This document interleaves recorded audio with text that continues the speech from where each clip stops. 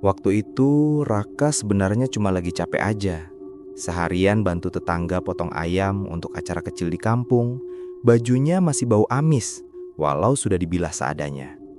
Malamnya, dia pulang lebih cepat dari biasanya karena istrinya yang sedang hamil tua sering minta ditemani. Di rumah cuma ada satu sarung bersih yang dipakai istrinya, sementara yang lain masih basah dijemur di belakang. Di kursi dekat dapur, ada satu sarung yang tadi dipakai buat membungkus ayam. Belum sempat dicuci, masih agak lembab dan berbau samar. Raka sempat ragu sebentar, tapi karena sudah terlalu lelah, dia pakai saja sarung itu untuk tidur di ruang tengah. Malam itu terasa biasa saja, tidak ada mimpi aneh, tidak ada suara apa-apa. Hanya saja, sejak malam itu, istrinya mulai sering terbangun dengan alasan yang tidak jelas. Kadang karena merasa kasurnya seperti bergerak pelan, kadang karena merasa ada yang ikut menarik selimut dari arah kakinya. Awalnya mereka pikir itu cuma efek kehamilan, hal yang sering diceritakan orang-orang tua di kampung. Tapi makin ke sini, kejadian-kejadian kecil itu mulai terasa tidak sama seperti biasanya. Seolah ada sesuatu yang ikut tinggal di dalam rumah mereka, tanpa pernah benar-benar terlihat. Kalau kamu penasaran bagaimana semua ini mulai berubah sedikit demi sedikit, tetap di sini. Karena bagian setelah ini justru yang paling sering mereka ingat sampai sekarang.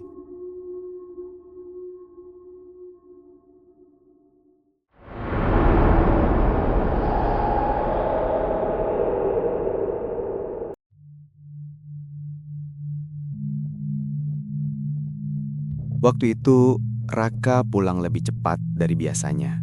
Masih sore menjelang maghrib, dengan baju yang belum benar-benar kering setelah dibilas seadanya di sumur belakang rumah tetangga. Seharian dia bantu potong ayam untuk acara kecil, jadi tangannya masih terasa licin, walau sudah beberapa kali disabuni. Di rumah, suasananya tenang seperti biasa. Istrinya lagi duduk di ruang tengah sambil melipat baju baji yang baru dijemur. Perutnya sudah besar, dan jalannya mulai pelan-pelan kalau berpindah tempat.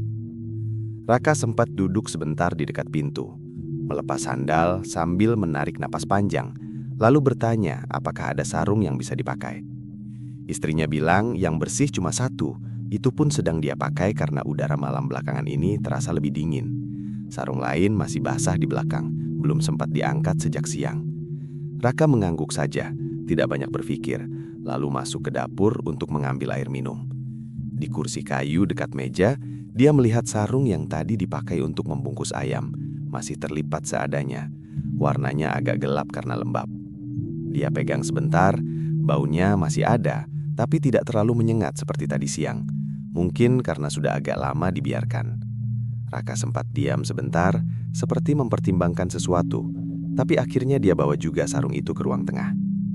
Malam itu dia tidak tidur di kamar, takut mengganggu istrinya yang sering terbangun kalau ada gerakan sedikit saja di kasur. Dia gelar tikar tipis, lalu menjadikan sarung itu sebagai selimut, sama seperti biasanya.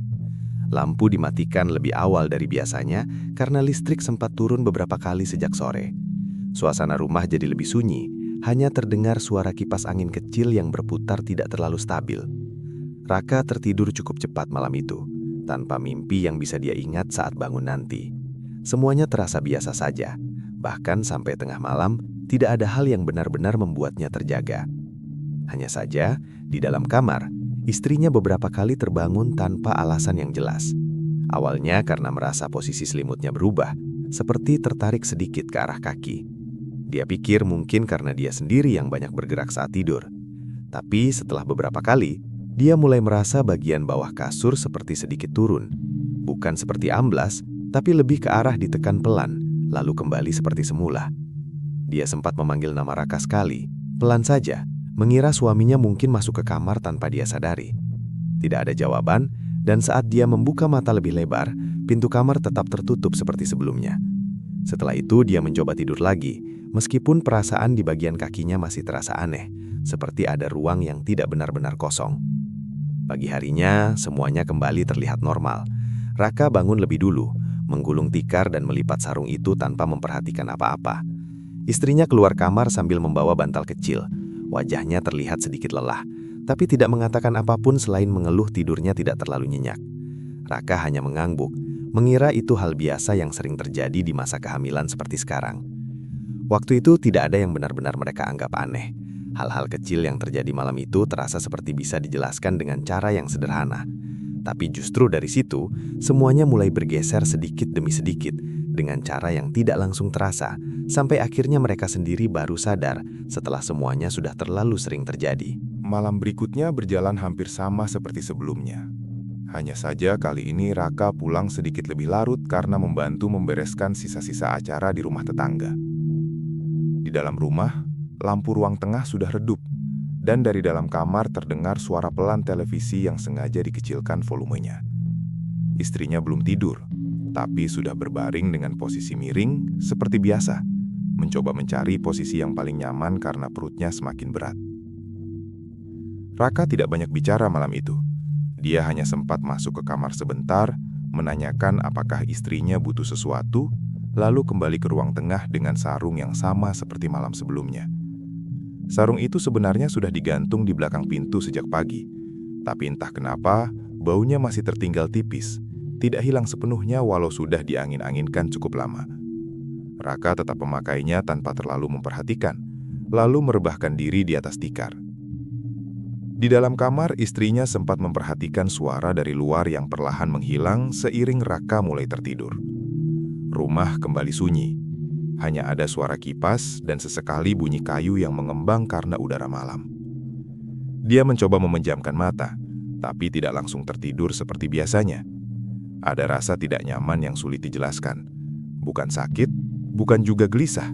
Hanya seperti ada sesuatu yang membuatnya tetap sadar walau tubuhnya sudah lelah. Beberapa waktu setelah itu, dia mulai mendengar suara halus dari arah ujung kasur. Awalnya sangat pelan, seperti kain yang bergesekan dengan lantai, bergerak sedikit demi sedikit.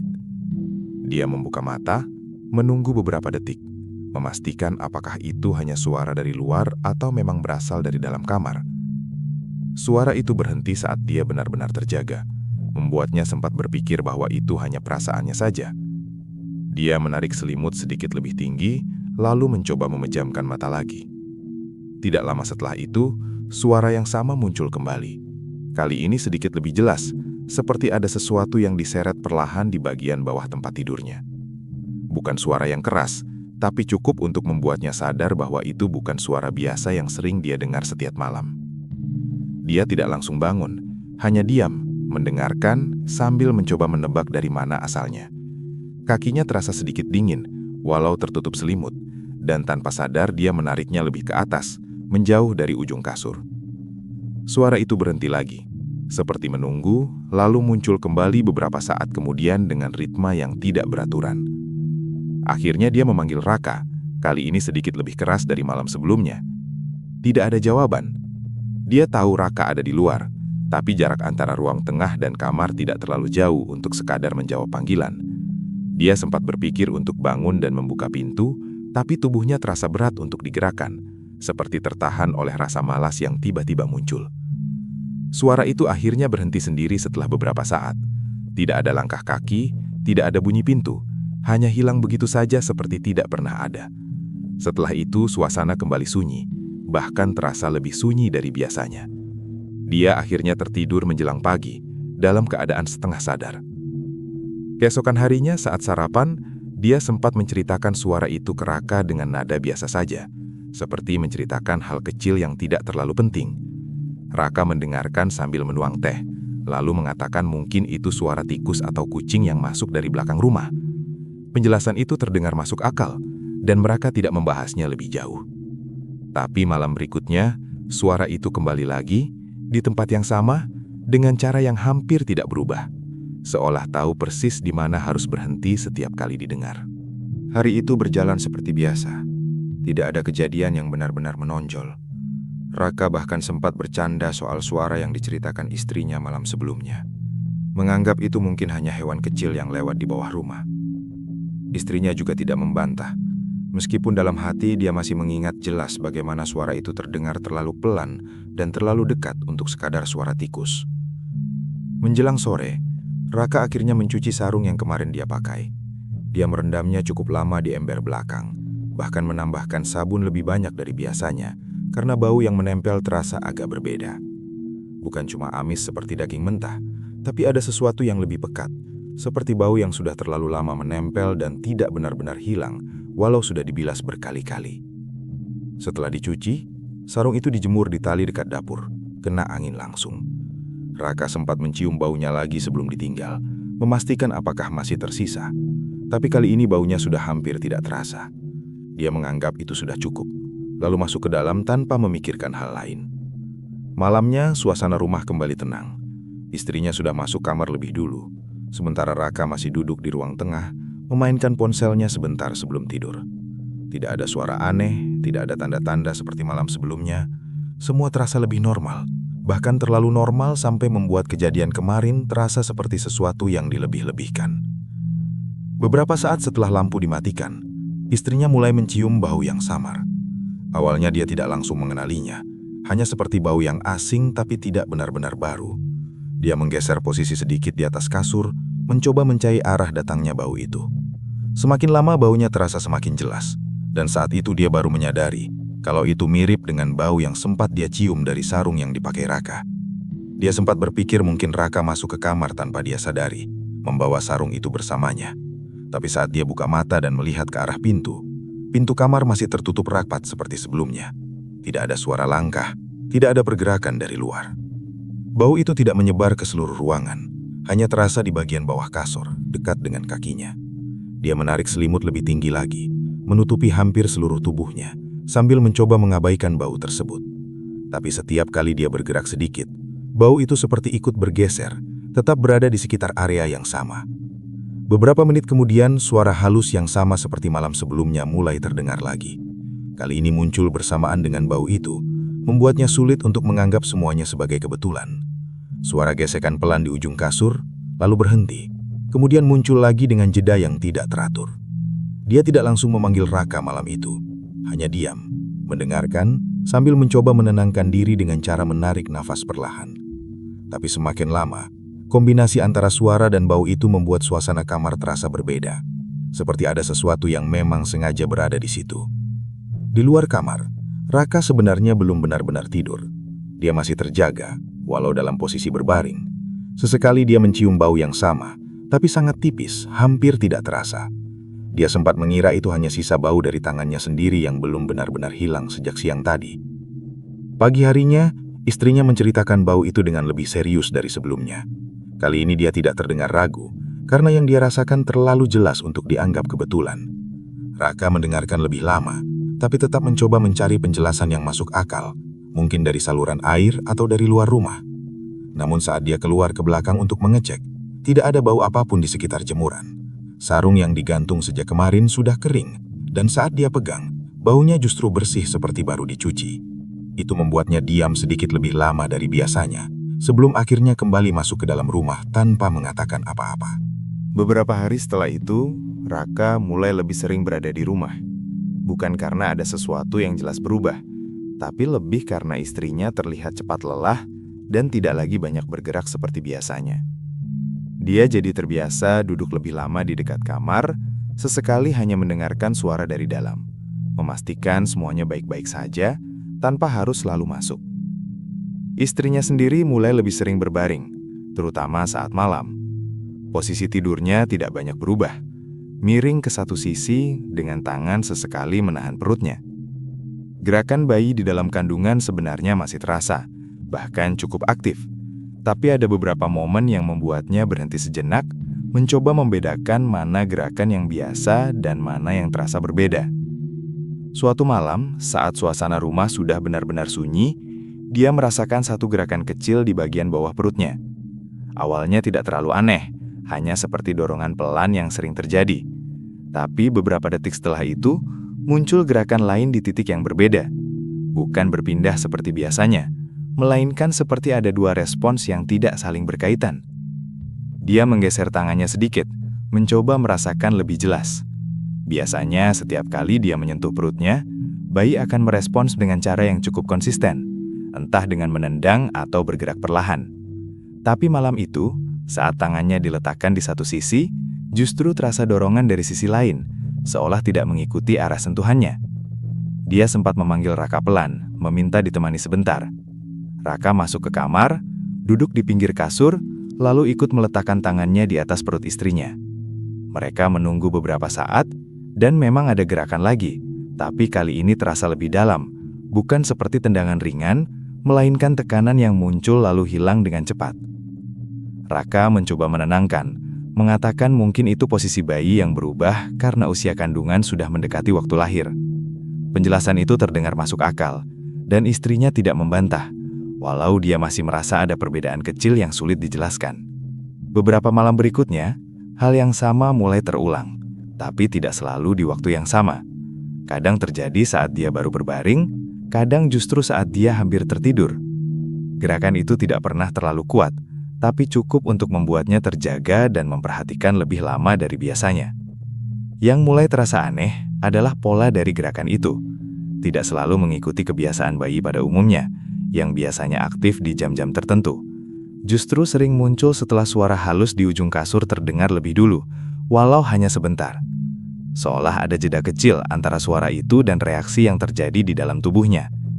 Dia mulai memperhatikan itu tanpa benar-benar mengatakannya ke Raka, hanya menyimpan sendiri sambil mencoba memastikan apakah itu hanya kebetulan atau memang terjadi berulang. Setiap kali suara itu muncul, dia menahan nafas sebentar, menunggu apakah akan ada gerakan yang sama setelahnya. Dan hampir selalu, beberapa detik kemudian ada tekanan kecil yang muncul dari dalam, di tempat yang tidak selalu sama, tapi cukup untuk membuatnya sadar kalau itu bukan sekedar gerakan biasa yang sering dia rasakan selama ini.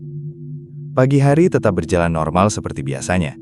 Mereka masih sarapan bersama, masih berbicara hal-hal sederhana, seolah tidak ada yang berubah. Tapi di sela-sela itu, istrinya mulai lebih sering diam, bukan karena lelah, tapi karena ada hal-hal kecil yang terus dia ingat, terutama saat malam tiba dan semua suara lain mulai menghilang satu persatu. Malam itu udara terasa lebih dingin dari biasanya, sampai Raka sempat menutup semua jendela sebelum tidur. Kecuali satu di kamar yang memang sengaja dibiarkan sedikit terbuka supaya tidak pengap. Tirai tipis di jendela itu bergerak pelan karena angin, tidak terlalu terlihat kalau tidak diperhatikan, hanya sesekali bergeser sedikit lalu kembali ke posisi semula. Istrinya sudah berbaring lebih dulu, sementara Raka masih di luar, membereskan beberapa barang yang tertinggal di ruang tengah. Tidak ada suara aneh saat itu, hanya suasana rumah yang mulai sunyi seperti malam-malam sebelumnya. Dia memejamkan mata sebentar, mencoba tidur lebih cepat, karena belakangan ini dia sering terbangun di tengah malam tanpa alasan yang jelas. Beberapa waktu setelah lampu dimatikan, dia terbangun lagi. Kali ini bukan karena suara dari ujung kasur atau gerakan di perutnya, tapi karena merasa ada perubahan kecil di dalam kamar. Bukan sesuatu yang langsung terlihat, lebih ke arah suasana yang terasa sedikit berbeda, seperti ada bagian dari ruangan yang tidak sama seperti sebelum dia tidur. Dia membuka mata perlahan, menyesuaikan dengan gelap. Pandangannya tertuju ke arah jendela, tempat tirai tipis itu masih bergerak pelan. Awalnya tidak ada yang aneh, hanya bayangan dari kain yang bergoyang mengikuti angin. Tapi setelah beberapa detik, dia menyadari ada bagian dari bayangan itu yang tidak bergerak. Di balik tirai ada bentuk yang lebih gelap dari sekitarnya, berdiri diam tanpa mengikuti arah angin. Tidak terlalu jelas, karena hanya terlihat dari perbedaan cahaya yang sangat tipis, tapi cukup untuk membuatnya terus melihat ke arah itu tanpa berkedip. Tirai masih bergerak, tapi bentuk itu tetap di tempat yang sama, tidak bergeser sedikit pun.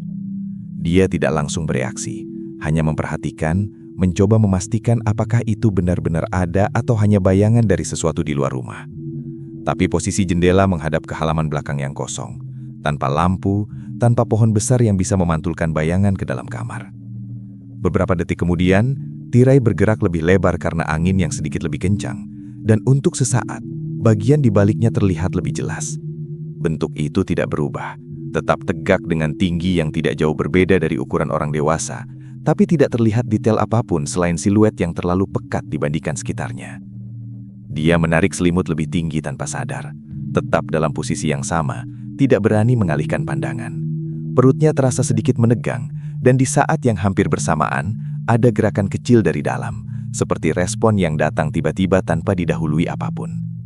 Dia ingin memanggil Raka, tapi suaranya tidak langsung keluar.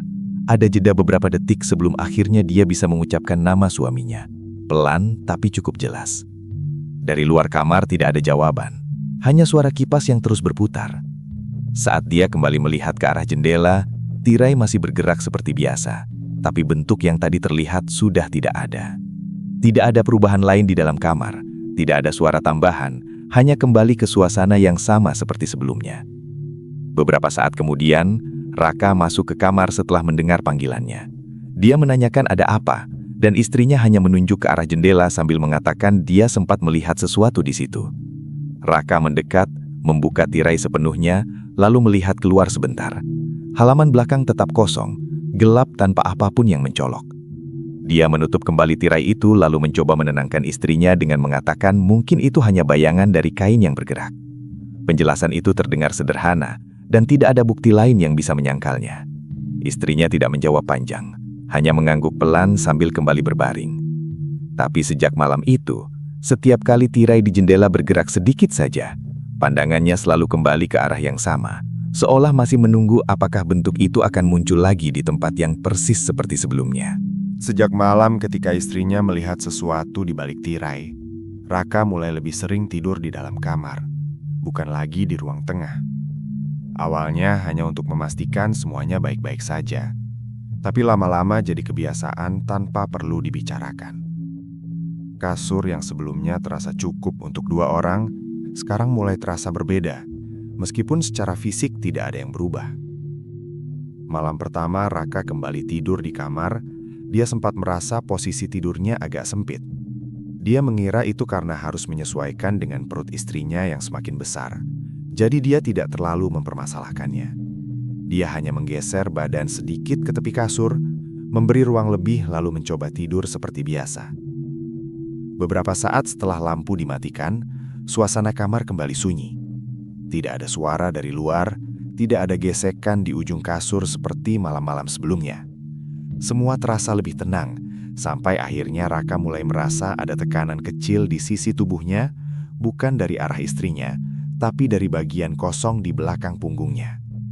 Awalnya sangat halus, seperti kasur yang menyesuaikan posisi.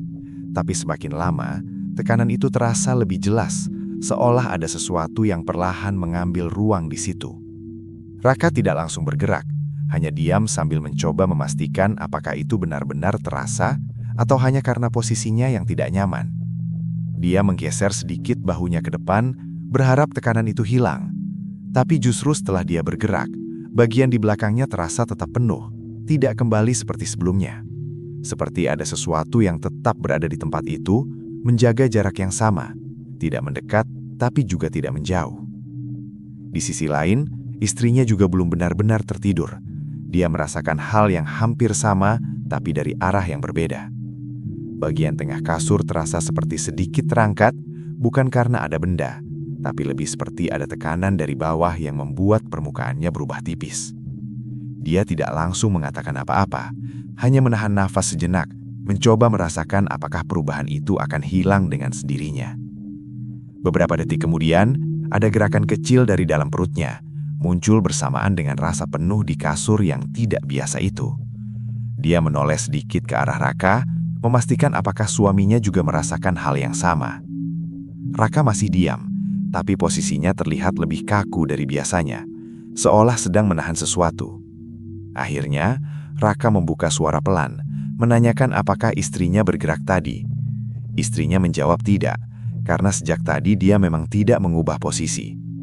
Jawaban itu membuat Raka diam beberapa saat, lalu perlahan menggeser tangannya ke belakang, menyentuh bagian kasur yang terasa penuh. Yang dia rasakan hanya permukaan kasur seperti biasa. Tidak ada benda, tidak ada sesuatu yang bisa dijelaskan secara langsung. Tapi begitu tangannya kembali ke depan, rasa penuh itu tetap ada, tidak berubah, seolah tidak tergantung pada apa yang bisa disentuh. Mereka tidak banyak bicara setelah itu, hanya saling diam dalam posisi masing-masing, mencoba tidur di ruang yang terasa sedikit berbeda dari biasanya. Kasur yang sama, kamar yang sama, tapi dengan sensasi yang sulit dijelaskan. Seperti ada satu ruang tambahan yang tidak terlihat, tapi selalu terisi. Pagi harinya, Raka bangun lebih dulu dan langsung duduk di pinggir kasur tanpa berbaring lebih lama. Istrinya juga terlihat kurang tidur, meskipun tidak mengeluh seperti sebelumnya. Mereka sempat saling melihat sebentar, seolah ingin memastikan sesuatu, tapi tidak ada yang benar-benar diucapkan. Sejak malam itu, mereka mulai terbiasa tidur dengan ruang yang terasa tidak pernah benar-benar kosong, meskipun hanya mereka berdua yang terlihat berada di dalam kamar. Beberapa malam setelah Raka kembali tidur di kamar, suasana rumah justru terasa lebih sunyi dari biasanya. Tidak ada lagi suara gesekan di ujung kasur yang jelas terdengar seperti sebelumnya. Dan tirai di jendela juga jarang bergerak karena angin mulai lebih tenang. Tapi justru di tengah ketenangan itu, muncul sesuatu yang berbeda. Bukan dari apa yang terlihat, tapi dari suara yang datang di waktu yang tidak tepat. Malam itu mereka tidur lebih awal karena istrinya terlihat lebih lelah. Sejak sore dia tidak banyak bicara, hanya duduk sebentar lalu berbaring, sesekali memegang perutnya seperti menunggu sesuatu. Raka tidak terlalu banyak bertanya, hanya memastikan semua pintu sudah tertutup, lalu ikut masuk ke kamar tanpa menyalakan lampu terlalu lama. Beberapa jam setelah itu, saat suasana sudah benar-benar gelap dan sunyi, Raka terbangun dengan perlahan. Bukan karena sesuatu yang jelas, tapi seperti ada suara yang masuk ke dalam tidurnya tanpa disadari. Dia tidak langsung membuka mata, hanya diam beberapa detik, mencoba mengenali apa yang membuatnya terjaga. Dari arah dalam rumah, terdengar suara pelan seperti tangisan bayi. Sangat halus, tidak seperti tangisan keras yang biasanya terdengar dari rumah tetangga, tapi cukup jelas untuk dibedakan dari suara lain. Raka membuka mata, menatap ke langit-langit kamar yang gelap, lalu menoleh sedikit ke arah istrinya. Istrinya masih dalam posisi yang sama seperti sebelum tidur, tapi nafasnya tidak teratur, seperti juga sedang terbangun. Tanpa perlu berbicara, mereka sama-sama mendengarkan suara itu, memastikan bahwa yang mereka dengar memang hal yang sama. Tangisan itu tidak berlangsung lama, hanya beberapa detik, lalu berhenti begitu saja. Tidak ada suara lanjutan, tidak ada tanda-tanda bahwa itu berasal dari luar rumah. Raka sempat berpikir mungkin itu suara dari kejauhan yang terbawa angin, tapi arah datangnya terasa terlalu dekat, seperti dari dalam ruangan lain di rumah mereka sendiri. Beberapa saat kemudian, suara itu muncul sekali lagi. Kali ini lebih pelan, hampir seperti tertahan. Tidak lama, hanya cukup untuk memastikan bahwa itu bukan sekedar bayangan suara yang salah ditangkap oleh telinga. Sejak malam itu, suara tangisan itu mulai datang di waktu-waktu tertentu. Tidak setiap malam, tapi cukup sering untuk diingat. Dan setiap kali terdengar, selalu diikuti dengan keheningan yang terasa lebih dalam dari biasanya. Seolah suara itu tidak benar-benar datang dari luar, tapi dari sesuatu yang sudah berada cukup lama di dalam rumah mereka. Beberapa hari setelah suara tangisan itu mulai sering terdengar, Raka dan istrinya mulai mengalami hal lain yang tidak langsung terasa aneh di awal. Tidur mereka tetap seperti biasa, tidak selalu terganggu setiap malam. Tapi ada satu hal yang pelan-pelan muncul dan baru terasa setelah terjadi lebih dari sekali. Raka yang pertama kali menyadarinya, meskipun awalnya dia tidak langsung menganggap itu penting. Suatu pagi, dia bangun dengan ingatan samar tentang mimpinya, sesuatu yang jarang dia perhatikan sebelumnya. Dalam mimpi itu, dia merasa sedang berbaring di tempat yang sama seperti kamar mereka, tapi dengan suasana yang sedikit berbeda, lebih gelap dan lebih sempit dari biasanya. Dia tidak melihat sesuatu yang jelas, hanya merasakan ada bagian di sekitar kakinya yang tidak kosong. Seperti ada sesuatu yang berada di situ, tapi tidak bergerak, hanya diam dan terasa cukup dekat untuk disadari. Dia terbangun sebelum sempat melihat lebih jauh, dan karena tidak ada hal yang benar-benar terlihat dalam mimpi itu, dia menganggapnya hanya mimpi biasa. Malam berikutnya, hal yang hampir sama terjadi lagi. Kali ini lebih jelas sedikit. Dia kembali merasa berada di posisi yang sama, berbaring dengan arah pandang ke langit-langit, tapi bagian bawah kasur terasa berbeda. Seolah ada sesuatu yang berdiri atau duduk di dekat kakinya. Tidak menyentuh, tapi cukup dekat untuk membuat ruang di situ terasa penuh. Saat dia bangun, perasaan itu masih terbawa beberapa detik, sebelum akhirnya hilang seperti mimpi pada umumnya.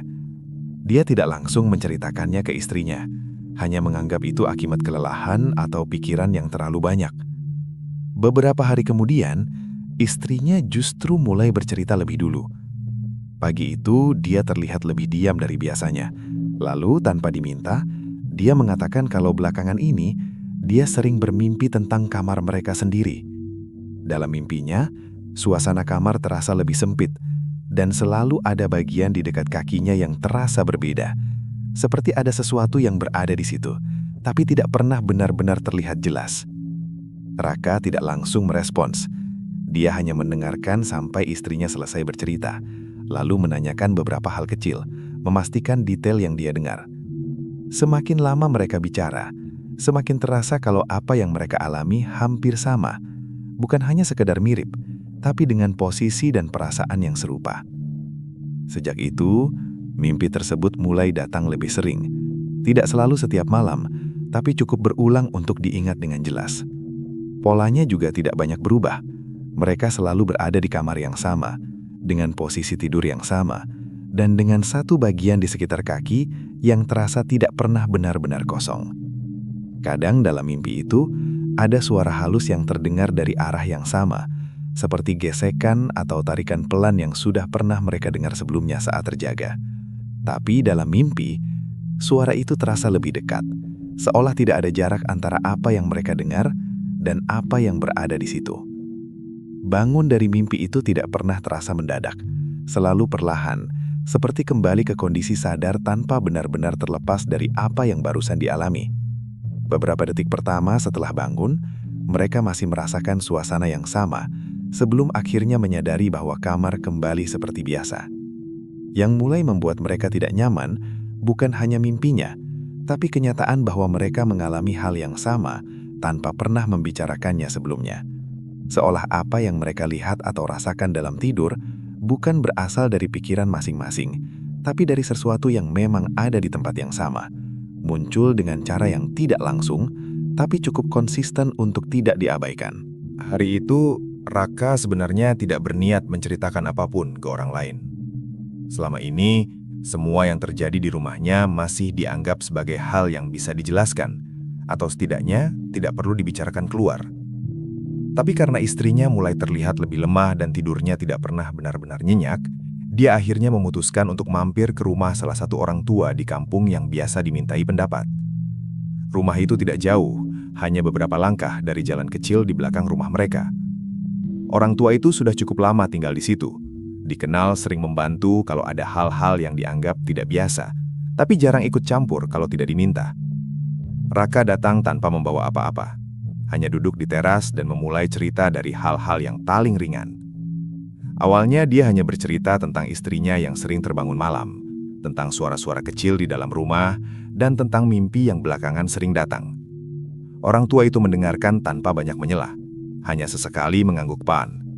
Tapi saat Raka mulai menyebut soal bau yang tidak hilang dan sarung yang sempat dia pakai setelah membungkus ayam, orang tua itu berhenti sejenak sebelum akhirnya menoleh lebih serius. Dia tidak langsung menjawab, hanya bertanya ulang, memastikan apakah sarung itu benar-benar dipakai untuk tidur dan apakah itu terjadi saat istrinya sedang hamil. Raka mengangguk, merasa pertanyaan itu terlalu spesifik untuk sekedar kebetulan. Setelah itu, suasana jadi sedikit lebih diam, seperti ada sesuatu yang sedang dipikirkan dengan hati-hati. Orang tua itu akhirnya menjelaskan pelan, bukan dengan nada menakut-nakuti, tapi lebih seperti mengingatkan sesuatu yang sebenarnya sudah lama dikenal di kampung itu. Dia bilang, ada larangan lama tentang menggunakan sarung atau kain yang dipakai untuk membungkus ayam, terutama kalau di rumah ada perempuan yang sedang hamil. Bukan karena kotor atau bau saja, tapi karena hal-hal yang ikut terbawa tanpa terlihat. Raka tidak langsung menyelah, dia hanya mendengarkan, mencoba menghubungkan penjelasan itu dengan kejadian-kejadian yang terjadi beberapa hari terakhir. Orang tua itu tidak menyebut sesuatu yang jelas, tidak memberi nama atau bentuk, hanya mengatakan bahwa ada hal-hal yang bisa ikut menempel dari tempat tertentu, terutama dari sesuatu yang berhubungan dengan darah atau sisa makhluk hidup. Dia juga menambahkan bahwa biasanya, kalau pamali itu dilanggar, gangguannya tidak langsung besar. Justru dimulai dari hal-hal kecil, seperti suara, bau, atau perasaan yang sulit dijelaskan. Tapi kalau dibiarkan, lama-lama bisa terasa semakin dekat, terutama ke orang yang paling rentan di dalam rumah. Raka sempat menanyakan apa yang harus dilakukan, tapi orang tua itu tidak langsung memberi jawaban pasti. Dia hanya menyarankan untuk membersihkan semua yang sempat dipakai, bukan hanya secara fisik, tapi juga dengan cara yang biasa dilakukan orang-orang tua dulu, seperti membuang atau mengubur kain yang dianggap sudah tidak bersih lagi, dan tidak lagi menggunakannya di dalam rumah. Saat Raka pulang, suasana di rumah terasa sama seperti sebelumnya. Tidak ada perubahan yang langsung terlihat. Istrinya masih di dalam kamar, berbaring dengan posisi yang sama seperti beberapa hari terakhir. Dia sempat melihat ke arah jemuran di belakang, tempat sarung itu sebelumnya digantung, tapi sekarang sudah tidak ada di situ, karena sudah disimpan kembali. Malam itu, sebelum tidur, Raka tidak banyak bicara. Dia hanya memperhatikan kamar lebih lama dari biasanya, terutama bagian bawah kasur dan jendela yang tertutup tirai. Penjelasan yang dia dengar tadi tidak langsung membuatnya percaya sepenuhnya, tapi cukup untuk membuatnya melihat hal-hal kecil dengan cara yang berbeda. Dan untuk pertama kalinya, sejak semua ini mulai terjadi, dia mulai merasa bahwa mungkin apa yang mereka alami bukan sekedar kebetulan yang datang berulang, tapi sesuatu yang memang sudah ikut masuk sejak malam pertama itu, dengan cara yang mereka tidak sadari. Sejak Raka pulang dari rumah orang tua itu, ada beberapa hal kecil yang mulai dia ubah, meskipun tidak semuanya langsung terlihat hasilnya. Sarung yang sempat dipakai itu tidak lagi digunakan, bahkan tidak diletakkan di dalam rumah. Dia membungkusnya rapi, lalu menguburnya di belakang, di tempat yang jarang dilewati. Tidak ada yang benar-benar berubah setelah itu, setidaknya tidak secara langsung. Istrinya justru semakin sering merasa lelah, terutama menjelang malam. Gerakan di perutnya masih ada, tapi tidak seaktif sebelumnya.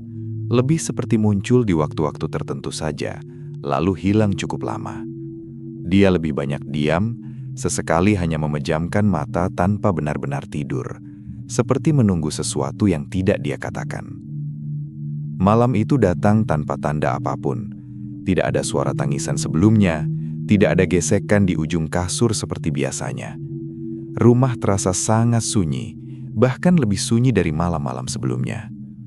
Raka sudah berada di dalam kamar sejak awal, duduk di dekat istrinya yang terlihat sulit mencari posisi nyaman. Lampu dimatikan lebih awal, hanya menyisakan sedikit cahaya dari luar yang masuk lewat celah tirai. Raka tidak langsung berbaring, dia masih duduk sambil sesekali melihat ke arah pintu dan jendela, seperti memastikan semuanya tetap di tempatnya. Istrinya menarik napas lebih dalam dari biasanya, bukan karena sakit, tapi lebih seperti menahan sesuatu yang tidak terlihat. Beberapa saat setelah itu, dia mulai merasakan tekanan di bagian perutnya. Bukan gerakan seperti sebelumnya, tapi lebih seperti dorongan dari dalam yang datang perlahan. Raka langsung mendekat menanyakan apakah itu sudah waktunya. Istrinya tidak langsung menjawab, hanya mengangguk pelan sambil tetap memegang perutnya. Di saat yang hampir bersamaan, suara halus yang sudah lama tidak terdengar kembali muncul. Kali ini dari arah bawah kasur. Tidak keras, tapi cukup jelas dalam suasana yang sangat sunyi. Raka berhenti sejenak, menoleh ke arah suara itu, lalu kembali fokus ke istrinya. Tekanan di perutnya semakin sering datang, dengan jeda yang tidak terlalu jauh. Raka mulai bersiap untuk memanggil bantuan, tapi sebelum dia sempat berdiri, ada perubahan kecil di dalam kamar yang membuatnya berhenti. Bagian tengah kasur terasa turun sedikit, bukan karena berat tubuh, tapi seperti ada sesuatu yang ikut menekan dari sisi lain. Istrinya menutup mata lebih rapat, napasnya semakin tidak teratur. Tangannya mencengkeram kain di bawahnya, dan di sela-sela itu terdengar suara lain yang bercampur dengan napasnya. Suara yang tidak jelas asalnya, tapi cukup dekat untuk tidak diabaikan. Raka mencoba tetap tenang, tapi matanya tidak bisa lepas dari bagian bawah kasur. Dalam cahaya yang sangat minim, bayangan di sekitar kaki mereka terlihat lebih pekat dari biasanya. Tidak bergerak, tapi juga tidak menyatu dengan gelap di sekitarnya. Suara tangisan pelan itu muncul lagi. Kali ini lebih jelas dari sebelumnya, seperti berada di dalam ruangan yang sama. Istrinya menggenggam tangan Raka lebih kuat, sementara tekanan di perutnya semakin terasa teratur, seperti tanda bahwa waktu itu memang sudah tiba. Raka akhirnya berdiri untuk membuka pintu, tapi saat dia melangkah, Dia merasa ada sesuatu yang menahan ruang di belakangnya. Bukan secara fisik, tapi cukup untuk membuat langkahnya terasa berat. Dia tidak menoleh, hanya melanjutkan langkahnya sampai pintu terbuka. Udara luar terasa lebih dingin saat dia keluar sebentar memanggil bantuan. Tapi sebelum dia benar-benar menjauh dari kamar, suara tangisan itu masih terdengar dari dalam ruangan. Tidak berubah, tidak menghilang, tetap di tempat yang sama sejak awal. Saat dia kembali masuk beberapa saat kemudian, keadaan di dalam kamar sudah berbeda. Istrinya masih di tempat yang sama, tapi suasana di sekelilingnya terasa lebih tenang, meskipun napasnya masih berat. Tidak ada lagi suara dari bawah kasur, tidak ada bayangan yang terlihat berbeda dari gelap di sekitarnya. Malam itu berakhir seperti malam pada umumnya. Setidaknya dari luar terlihat begitu. Tapi sejak kejadian itu, ada satu hal yang tidak pernah mereka bicarakan lagi, terutama tentang apa saja yang sempat mereka dengar dan rasakan sebelum semuanya tiba-tiba kembali diam. Dan kalau dipikir-pikir, semua itu memang dimulai dari hal yang terlihat sepele, sesuatu yang waktu itu dianggap tidak penting, sampai akhirnya mereka sendiri baru menyadari bahwa ada batas-batas tertentu yang memang tidak pernah dibuat tanpa alasan.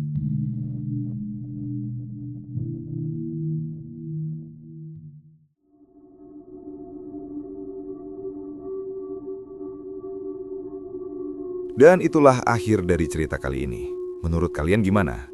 Kalau kalian ngerasa cerita ini nggak cuma sekedar serem, tapi juga ninggalin rasa aneh, rasa kayak ada yang merhatiin dari kejauhan, maka mungkin kalian bukan satu-satunya yang dengar cerita ini malam ini.